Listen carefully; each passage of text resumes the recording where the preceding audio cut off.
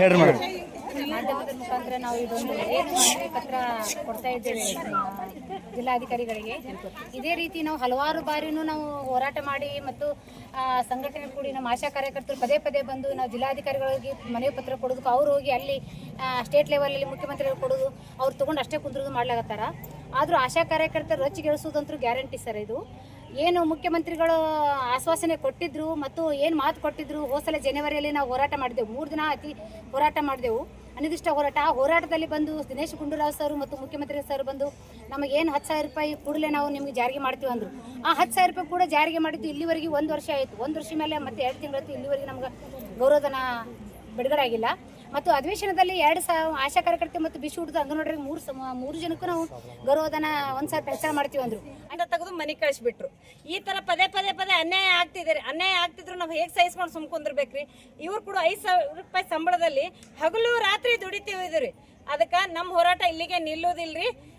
ಈ ಆಶಾ ಕಾರ್ಯಕರ್ತರಿಗೆ ನಮ್ಗೆ 10,000 ರೂಪಾಯಿ ಸಂಬಳ ಕೊಡ್ಲಿಲ್ಲ ಅಂದ್ರೆ ನಾವು ಮುಂದಿನ ಉಗ್ರವಾಗಿ ಹೋರಾಟ ಮಾಡ್ತೀವಿ. ಹೋರಾಟ ಅಲ್ರಿ, ಜನ ಸಾಮಾನ್ಯರಿಗೆ ಪ್ರತಿ ಮನೆಗೂ ಇದೇ ಆಸೆನೆ ಹೋಗಿರ್ತಾವ್ರಿ. ಪ್ರತಿ ಮನೆಗೆ ಆಸೆ ಹೋದಾಗ ಕೆಲ್ಸದ ಬಗ್ಗೆ ಹೇಳಂಗಿಲ್ರಿ. ಕಾಂಗ್ರೆಸ್ ಸರ್ಕಾರ ಕೋಟ್ ಹಾಕ್ಬೇಡ್ರಿ ಅಂತ ಹೇಳ್ತೀನಿ.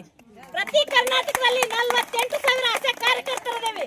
ಅವ್ರ ಮುಖಾಂತರ ಒಟ್ಟು ಜನ ಸಾಮಾನ್ಯರಿಗೆ ಕಾಂಗ್ರೆಸ್ ಸರ್ಕಾರ ಕೋಟ್ ಹಾಕ್ಬೇಡ್ರಿ ಅಂತಾನೆ ಮುಟ್ಟಿಸ್ತೀನಿ. ಈ ಮಾತನ್ನ ಬಿಸಿ ಮುಟ್ಕೊಂಡು ಮುಖ್ಯಮಂತ್ರಿಗಳು 10,000 ರೂಪಾಯಿ ನಮ್ಗೆ ಗ್ಯಾರಂಟಿ ಮಾಡಬೇಕು. ನಮ್ಮ ಸವಲತ್ತು ಏನದ ಕೊಡಿಸ್ಬೇಕು.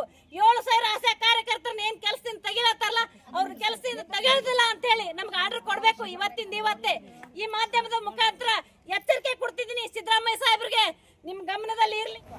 ಅದು ಆದ್ಮೇಲೆ ಇನ್ನು ಕೆಲವೊಂದು ಕಿರಿಕಿರಿಗಳು ಸರ್, ಮೇಲಾಧಿಕಾರಿಗಳು ಕಿರಿಕಿರಿ, ಸಣ್ಣ ಪುಟ್ಟ ಕೆಲಸ ಇವ್ರದಲ್ಲದ ಕೆಲಸವನ್ನು ಇವ್ರಿಗೆ ಹಚ್ತಾರೆ ಸರ್. ಈಗ ಸ್ಕೂಟ್ ಅಂತ ತರೋದು ಇವ್ರದ್ದು ಅಲ್ಲೇ ಅಲ್ಲ, ಇವ್ರಿಗೆ ಹ್ಯಾಂಡ್ ಕೊಡಬೇಕು, ಫೆಸಿಲಿಟೀಸ್ ಕೊಡಬೇಕು, ಇವ್ರಿಗೆ ಕೊಡೋದಲ್ಲ. ಅದು ANMಗಳು ತರ್ಬೇಕು ಸರ್. ಅವ್ರು ANMಗಳು ಮತ್ತು ಮೆಡಿಕಲ್ ಆಫೀಸರ್ಗಳು ಕೂತ್ಕೊಂಡು ಇವ್ರನ್ನ ತಳ್ತಾರೆ, ಹೋಗಿ ತೊಂಬರಿ. ಆಮೇಲೆ ವ್ಯಾಕ್ಸಿನ್ ಕ್ಯಾರಿಯರ್ ತೊಗೊಂಡು ಹೋಗ್ರಿ, ಅದು ಕೂಡ ANM ಕೆಲಸ.